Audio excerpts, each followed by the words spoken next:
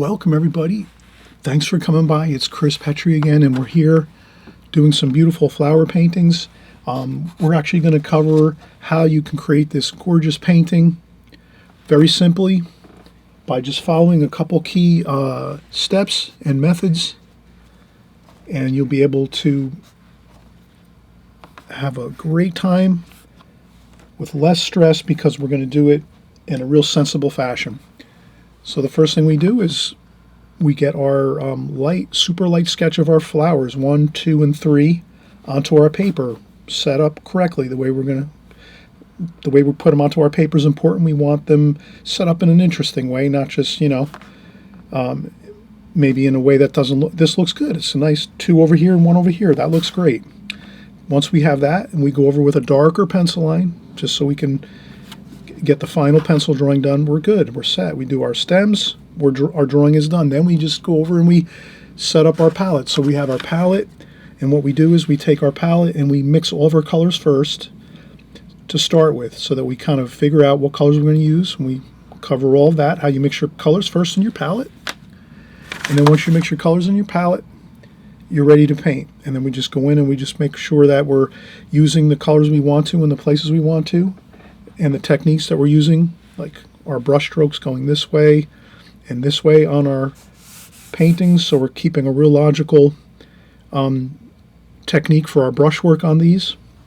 We're keeping some real high intensity colors, and we're keeping some really light colors with more water, less paint, and then some more thicker paint to get that nice variation of tonal values, light and more high intensity, darker tonal values like you see here, and a couple splashes toward the end just to get a nice little kind of interesting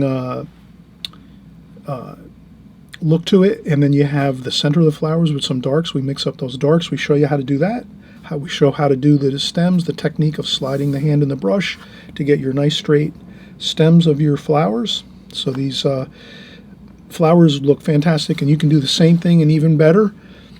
You do this painting 1, 2, or 3 times, and you'll have it. It'll be just second nature to set up your palette with your colors. You draw your flowers first, you set up your palette, and you do your painting, and you're all set. So you're really gonna have a lot of fun with this, trust me. So let's get started and with the drawing.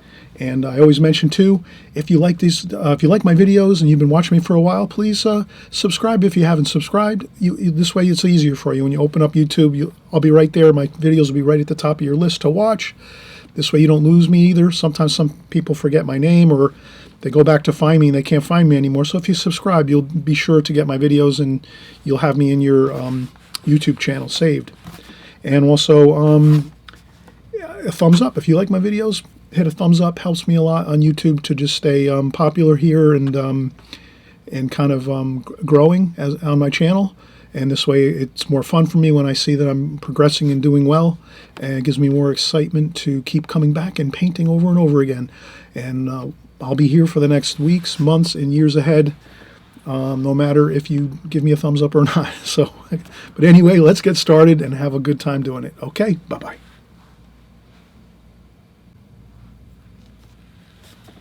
All right, everybody, we just saw the finished paintings. Painting of some beautiful red and orange poppies. We're doing just some simple improv flowers here. So I'm not really going to, I have like just a reference sketch across from me, but I'm not really going to put it here. I'd rather have the whole picture in view, because we're kind of going to do the entire painting. I want you to see the whole entire paper as we go here.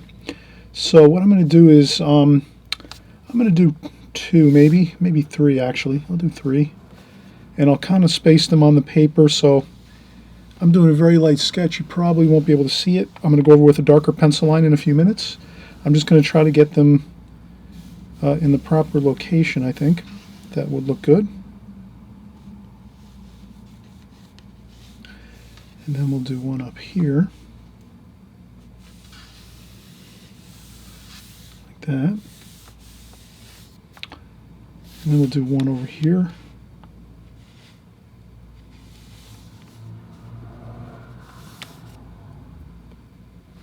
And just want to get that kind of straight. This goes down kind of straight there. This one too, this one's a little more straight. So I'm doing the stems. I'm just kind of talking it through here as I'm going. So I'm just trying to get my stems. They're looking kind of straight as we go. And this one's here. This one goes straight this way. And it goes down that way like so. All right, I think we have it. All right, so now I'm going to go in and do a, this was just a super light preliminary sketch, not even a sketch, just I drew some circles where I wanted the flowers to sit on this rectangle here. So we have a landscape. So I'll put this here too. I'll make a, we're using a landscape format, which just simply means that we're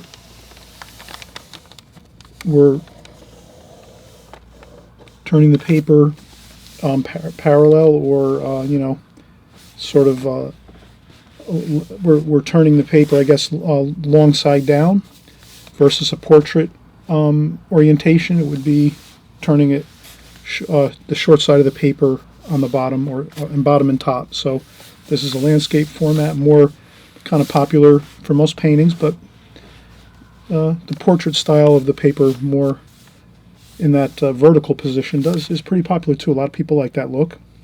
And you can make your paper and your frames and whatever if your artwork, you can do it any way you want. You can make really super large frames. I remember my mom, she made a probably about 20 years ago already, she made a beautiful like Four Seasons acrylic painting, four different paintings, and each of them were like 5 or 6 feet tall by about foot wide.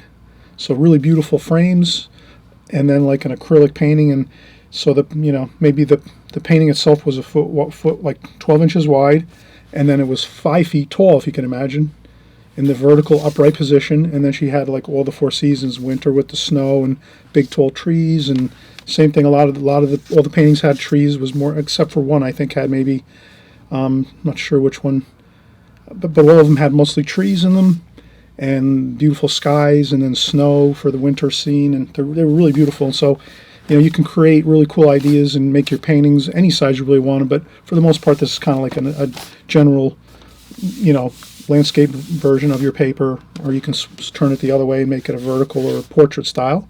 And then again, you can get as creative as you want. You can make those really long panoramic paintings, where you can take your, as wide as you can find your watercolor paper.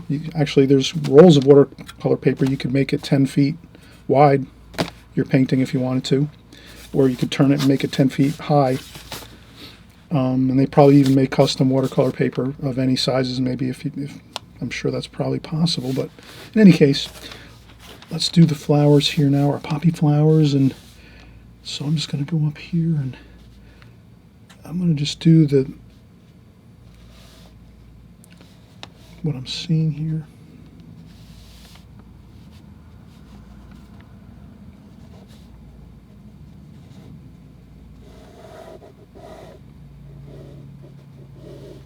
Okay, that's one. And then what I'll do is I'll start getting some of these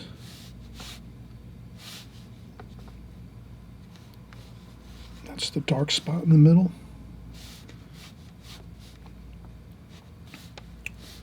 And there's some lines, highlights of white paper. We'll leave those in over here too, the same thing. These actually go all the way across, maybe a few here.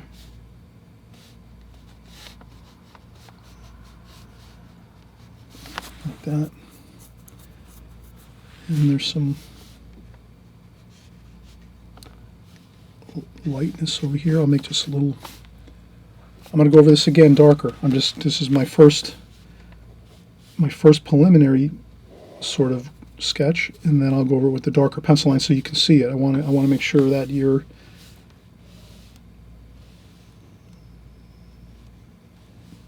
able to see the drawing really clearly. So I'm not going to I'm going to make sure I draw it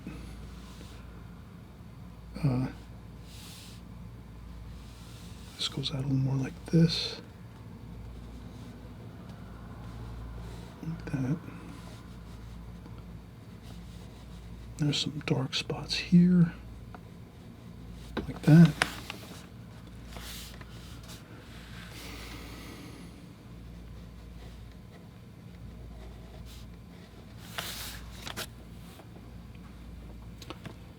And if you see, like sometimes if I draw too many lines,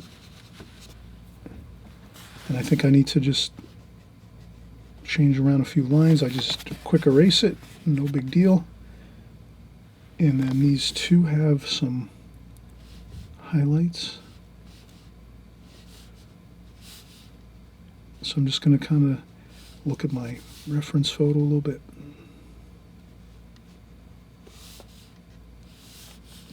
It's copyrighted, so I really can't put it on the camera here. And then there's one more flower over here.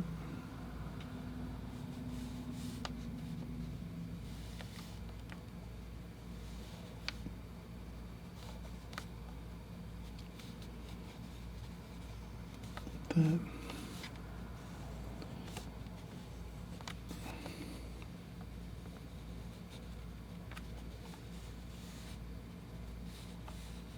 Okay, good.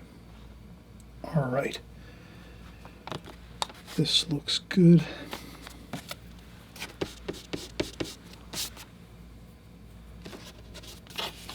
And again, if I need to sort of redraw a few shapes that I see, I do it now. Now I'm good. Everything's fine. Let's take a quick break, and we'll do one more sketch over the top of this one, which will be a dark line, so everyone can see the finished painting. And of course, I spilled some water on here, no big deal. That's what's great about watercolor. If you spill your water, you just quick blot it up, and it doesn't hurt anything. But if you keep your water clean and you spill your water, if it is clean, you don't have to worry. It won't be too much of a problem. But if you have very muddy water in your bucket and then you do spill it onto your paper, that is a problem. And I think what I have to do is that's the first time I ever did that, spilled over my water container on my water table. What I'll probably do is put like a rubber band around it so that I won't spill it. But I actually lift it up and dump out the water all the time, so that's not a good idea. I'm just going to have to live with that, and hopefully I don't spill it over again.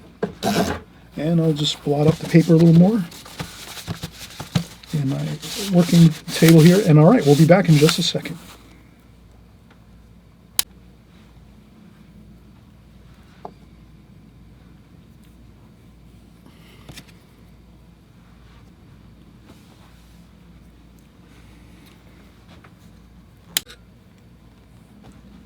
All right, we are back again, starting up to get our painting started, and the first thing let's do is mix up our paints.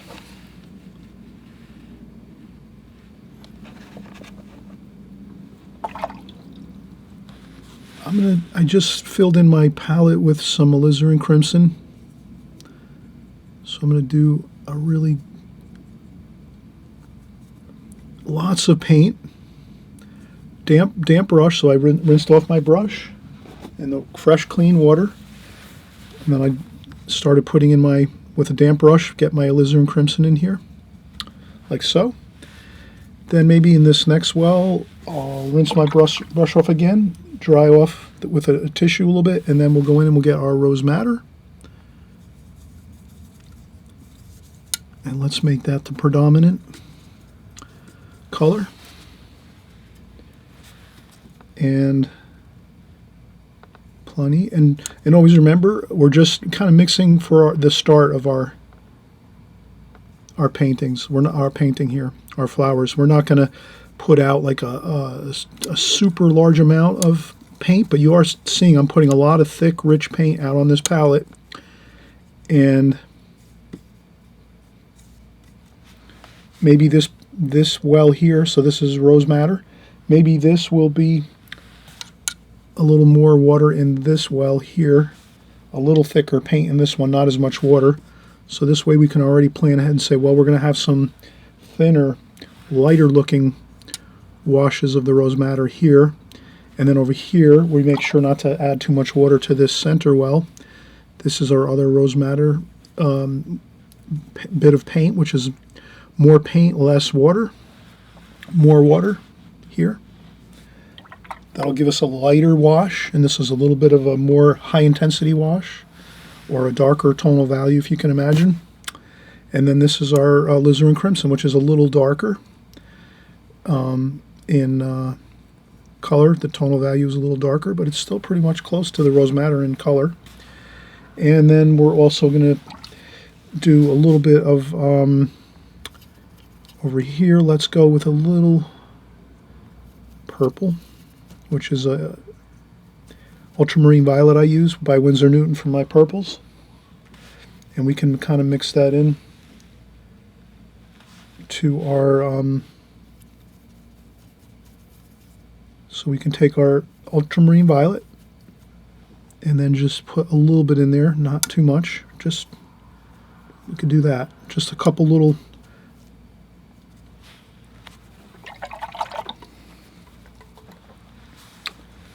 and that's a pretty good start there. And then we're going to use cadmium red. I'm going to need a tube of cadmium red, so I'm going to have to grab that soon, right in a few seconds. So I'll get my cadmium orange, because that's going to be another color we're going to use, cadmium orange.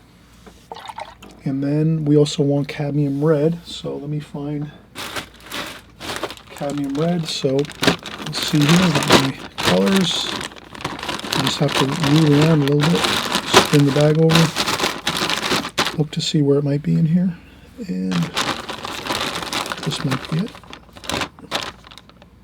Yep, that's it. Just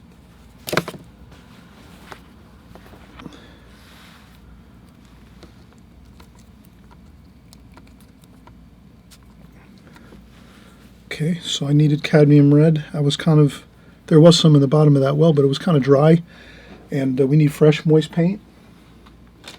Especially for this painting, because we want it to really look high intensity. The colors, really beautiful high intensity colors, and you're going to be surprised too how fast this goes. We're not going to take 5 hours to do this. This is going to go quickly, so we'll have fun and do it quickly.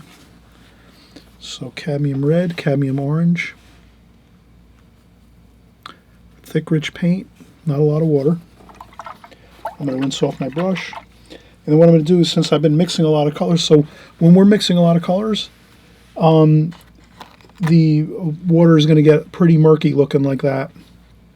So let's take this and empty it and get fresh, clean water.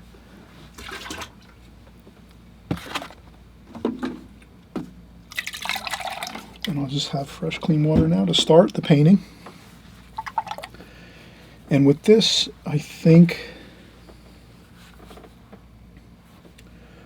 yeah, this should work really well. So we're just going to go in. I have a round brush. This is a Da Vinci Maestro number 10 round brush. And we're going to start, and I'm just going to refer to my, you'll use my painting to refer to. But look how good that looks. And I'm just holding my brush on an angle and just like this, and I go right up to the, follow the edges of the pencil line. And the less amount of strokes we do, the better off we are. So here we're going to do that little, we leave that little bit of white. I went over it, and that's all. You can add extra lights if you want. That might not be there. And I think I'm just going to have, I'm going to do all my brush strokes like this, I think, for this flower, like this. And then this flower, I might do this. So I'm going to try to keep the brush strokes going in the same direction. I think that'll look good. It'll kind of give a, it'll look good. So now we're going to work into some orange there, and red. Cadmium orange and cadmium red. I'm thinking these are going to look like good, beautiful colors here. More cadmium red, cadmium orange mixture. I'm just going to kind of bring these down, and these can go right into that center area of the flower because we're going to paint that dark with darks in there. We might leave a couple little highlights.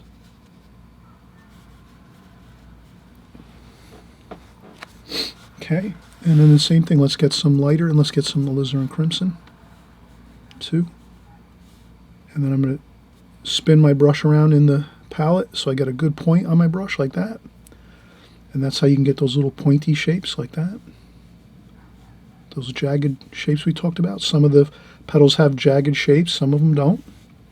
Some of them are smooth, some of them are kind of pointy, so. But we're doing that same idea of the, let's do our brush strokes just in the one direction like this. Like this. And already that looks really good. We'll maybe get some more red, cadmium red and orange. Like that. And just, but you have to go in quick now over here. This, once it starts to dry, it'll look funny if you try to keep. So that's it. That's all the time we have to get that extra little bit of red in there like that. And then we just have to let it go and let it be. And if you want to do an overwash on top of that, you have to let it dry 100%. And then you can do another like light glazing over the top if you want. If you found something is not as, if you find that something is not as dark or as high intensity as you like it, then by golly, do it. Go in there and do a second glazing, but you have to let it dry though. Like you only have a certain amount of working time once you start putting a wash down and then fusing other or charging in other colors. You only have a little bit of time to do that, and then once the first wash or first glazing starts to dry, you really can't keep going back in, or you're going to get really funny looking washes. But I think we were able to do it here. There is some blossoms and stuff in there a little bit, but it's acceptable. It looks good. Kind of gives it some more interesting character to it. Okay, so this one's good. And let's go right in and get our darks. I forgot to mention we're going to get our burnt umber and French ultramarine blue, and then some red. Let's put a little bit of red in there too. And we're just going to do that little bit of red while it's damp. That's what we definitely want. Well, we want that damp kind of look for the center of the flowers, like that. Let it kind of bleed and blossom out a little bit. That looks good.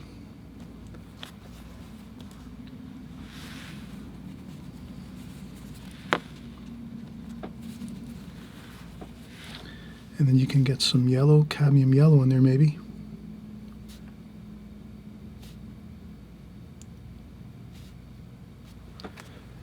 I put a little bit of cadmium yellow in there just into that dark mix.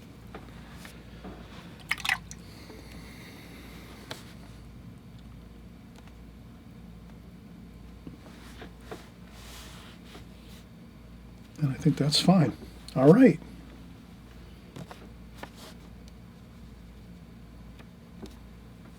Let's move on to our next flower. Same process. This time we'll do a little more.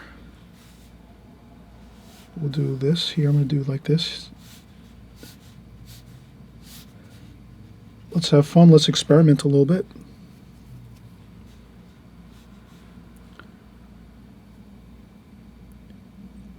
Cadmium red, cadmium orange. You can mix those two together. Then we're going to keep those whites of the paper there, like that.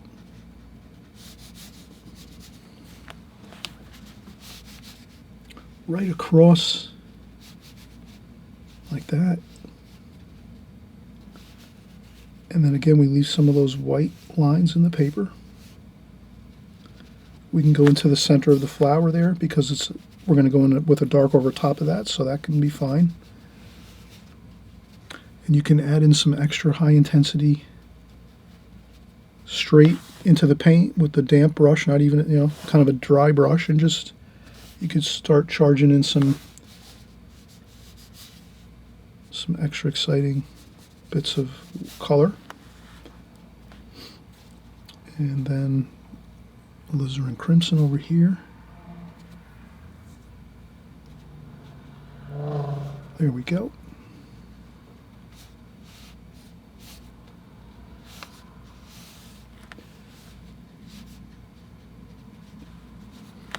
Take another bit of that straight cadmium red. Then over here, let's get some of that cadmium orange. We'll do more of an orange. And this is where you can have some fun and let the paint flow around. I'll get another one of those highlights there.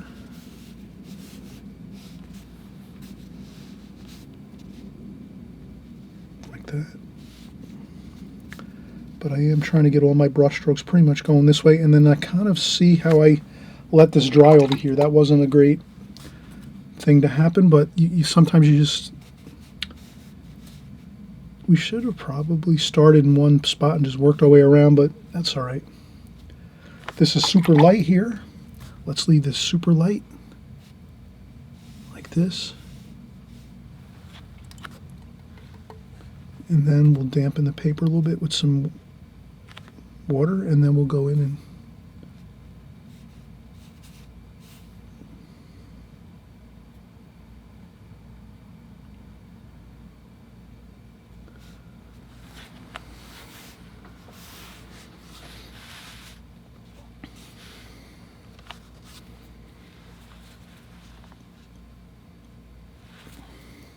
you can use a tissue too sometimes to blot up a little bit. It can become like a technique almost if you want to experiment with sometimes with things, you know, blotting up a little bit of paint here and there can really look good. And okay,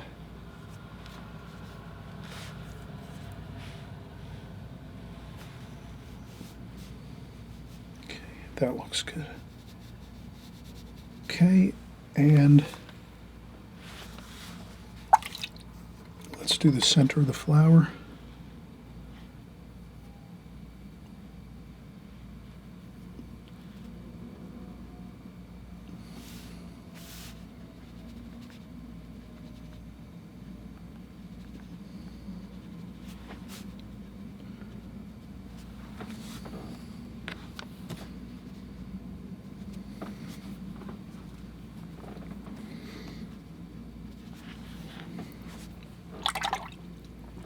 Okay, so that's good. And we're going to go for one more. Let's keep moving along here. We have a good flow going. This next one here is more orange and red. So I'm turning my brush straight upwards like this.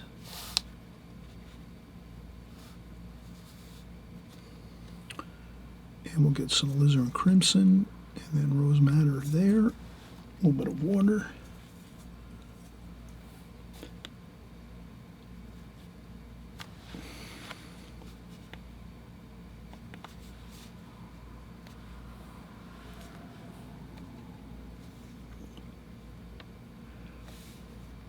And where do I see? Okay, that looks good there.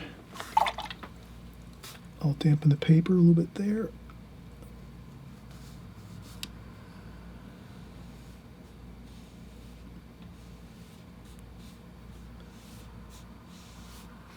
And then I'll try to make sure I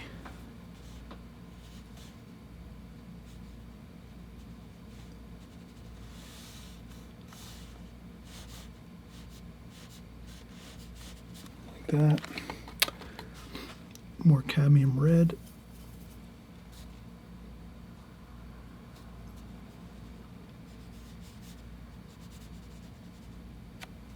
A little bit of cadmium yellow.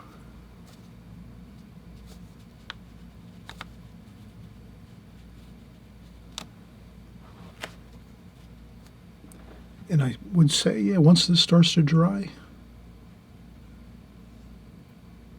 you can go back in and add those little bit of extra washes if you want.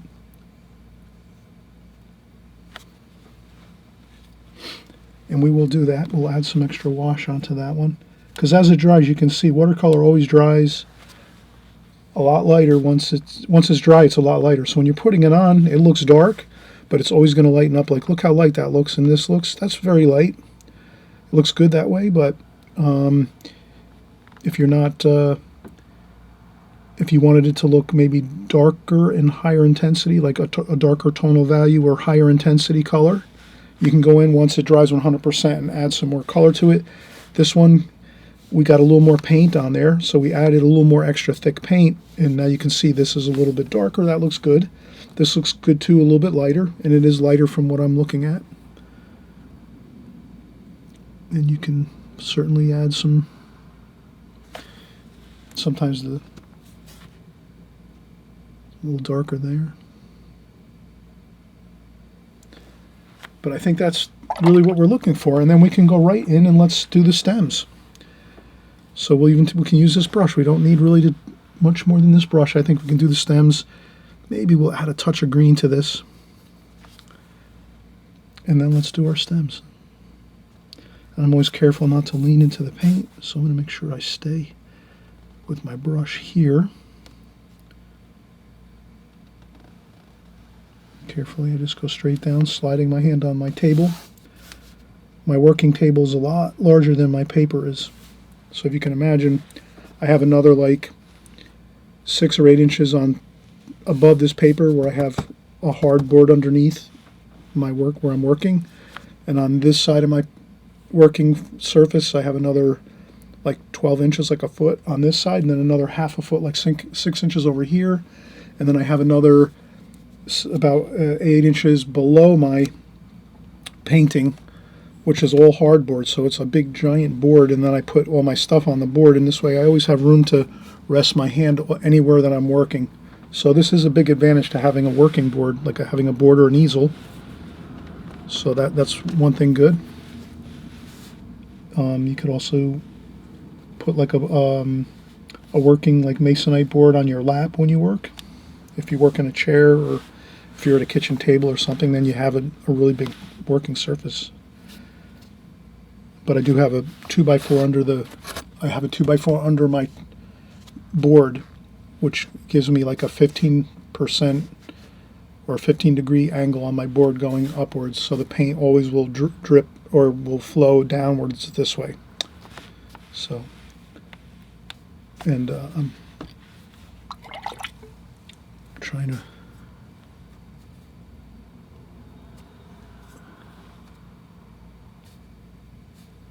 you can kind of see how that looks funny though, that wash, when you start to add it too soon, but right now it does look pretty good. It's sort of dry enough to add the next wash on top. And I didn't add that dark, so let's go back in and get the burnt umber, French ultramarine blue, a little burnt sienna, maybe a little bit of rose madder, and we'll do our center of our flower, our poppy flower here, like that. And I think we have it. The only thing I have left, I want to always do a couple splashes. You can make a watery splash, just add extra water like that. You can blot up a few if you don't think they look that great. Lighten them up a little bit if you want. Hey everybody, just a quick informational. I'm really excited. I've been invited to the Thousand Island Arts Center to teach a workshop this summer. It's August 9th, 10th, and 11th, which is Tuesday, Wednesday, and Thursday. And it's a daytime workshop, 9 a.m. to 4 p.m. We're going to have an absolutely fantastic time. I'm going to put up the itinerary in just a second too as well, but I wanted you to have the Thousand Island Arts Center phone number so you can call to register, or you can also register online. That's up to you. Their phone number is 315-686-4123. Again, their phone number is 315-686-4123. Or you can also register and look up all the information online at TIARTSCENTER.org. Again, their website is TIARTSCENTER.org. I'll put the itinerary up here so you can I'll scroll it. I'm not going to read it. I'll just kind of scroll it up so you can kind of see the class description. And you can look this up online too. I encourage everybody to look for the brochure. If you go to the website, you'll see a brochure button. You click on that brochure button, you'll see my course, as well as other courses if you can't happen to make these dates, but you still want to take a watercolor class or watercolor course and workshop. And there's also an online course for watercolor artists. So if you're interested in doing online watercolor courses, they have those as well. That's something this is a great resource, everyone, for your watercolor art. I know some of you mentioned that you wanted to inquire about online art and watercolor painting classes. I'm not doing them right now. I'm really looking forward to maybe in the future doing some online courses, but right now I'm just not geared up for that right now. So they have them though for those that want to do online courses. But just a great resource, and beautiful historic area, beautiful scenery, water and boats everywhere, beautiful architecture, shopping. There's museums. So that's the itinerary. And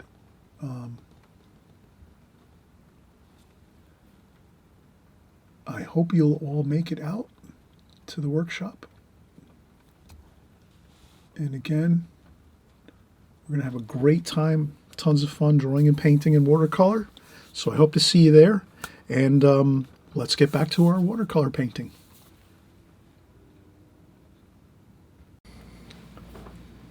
But I think that looks good. And we have a finished painting. Look at how wonderful this looks in it. We didn't spend too much time. It was kind of a quick painting.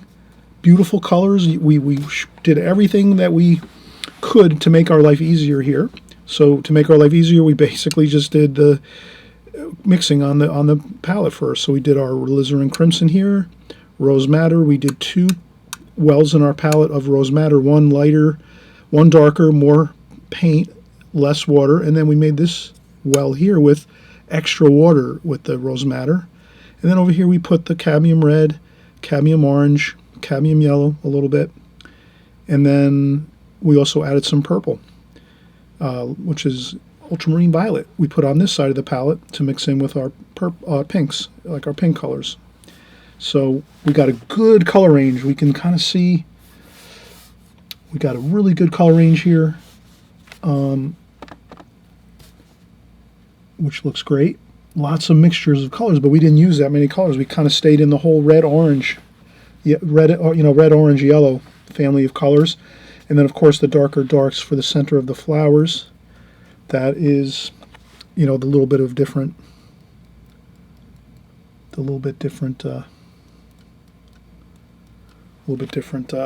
color there in tonal value, a very dark tonal value actually, and it looks kind of good. And you can put a little bit of a darker tonal value underneath usually where the flower is. Maybe there's a little bit of a shadow there. But I hope you had a great time doing this painting. And again, we didn't take too long. We just had a fun time quickly getting our paints on our palette, and then we put it onto our paper, and we already had a gorgeous drawing done first with our pencil drawing done first. And I hope you'll use this painting for your reference. So please use my paintings anytime you want for reference. You can screen capture them, save them, take pictures of them, take pictures of these paintings off your TV or whatever, however you can do it, to use that for your reference. And this way you'll have a fun time, and you'll have everything you need. You'll have your reference material, and you'll have your paints, your pencil, your paper, your brushes, and your water, and you're all set. You'll have a great time with this, and I hope everyone enjoys this, and we'll see you on the next video, okay? And I always mention, if you like this video, please you can hit the thumbs up like button, which is really helpful. That always boosts my ratings on YouTube. And also too, below there's the subscribe button, and if you subscribe to my channel, all that will do is YouTube will make sure my videos will be sent to your YouTube channel. When you open up your YouTube application, you'll see my video at the top, usually my new ones that come out every week. So this way you'll be able to follow along. We'll have a great time together, and this way we're covering everything watercolor here. Everything is methods and techniques in watercolor. I cover all of those constantly. Every time I'm doing a painting on YouTube, I'm covering all the methods and techniques that you need to get better, to make more beautiful paintings. And that's really why I'm here. I want everyone to get excited, do better paintings, have good success with watercolor, and then you'll continue to do it, and it'll be a really fun thing in your life. You'll always have your art and your watercolors, and you can always branch out and do other things too after some years if you want to try out acrylics or oil paintings or sculpture or basket weaving or all kinds of cool stuff like that. There's ceramics, and there's all kinds of great stuff you can do in art. Art is not just like watercolor painting. You can do many different things, but starting out with one thing, you might get really excited and do this for 2 or 3 years, and then you might say, you know what, I want to try something different, and that's okay too. Or maybe you're just going to be like, no way, I'm a hardcore watercolor artist and I'm not changing, and that's fine too. Many of you will probably be that way, but some of you might move on to do different things. But to do this first is a great thing. You learn a lot about colors and drawing, seeing shapes correctly, and drawing and seeing lines and curves, proportions, all those kind of things just help your artistic eye as you see things, and it really helps a lot. So in this way, if you do transition into another medium, you'll have those tools in your toolbox to head over to something else if you want eventually. But I'm hoping you're going to stay here on my channel and keep working with me. Everyone here, we all have a great time on this channel. And again, thanks for watching always, and best of luck for everybody. And I also, too, if you're brand new here, I'd want to welcome you. If this is the first time you're on my channel and you're seeing these videos for the first time, or this video for the first time, I want to welcome you personally and say thank you for coming by, and I'm hoping you'll stick with us here and keep working with us, because we really do cover the basics all the time. And as we know, if we just keep doing the basics over and over and over, we're just going to get really, really good at it. And that's the main thing. We stay focused on the basics of watercolor. So I also have the Extreme Beginner series. If you like to do something, if you're just starting out, maybe that's a great place you can watch the Extreme Beginners videos that I have. I just label them all Extreme Beginners, but it's this channel. So if you do subscribe, you'll see both my videos coming out, the Extreme Beginners and then just the ordinary videos that I do every week. And so I usually do both. I do Extreme Beginners series and our regular, more advanced students paintings like this. And so we do both. So if you're brand new and you just came here and you never painted before, make sure you're kind of sticking with the Extreme Beginners first. Watch those videos, go back in my archives, check those out. And you can also watch the regular, more advanced paintings that we do. Because the more you're watching things, you're just going to see how things are working, how the paints act on the paper, in the palette, how the brush work happens, all the different things. You'll kind of just keep picking up on that as you watch over and over. Okay, again, have a great day, a great evening, a great morning, and we'll see you soon.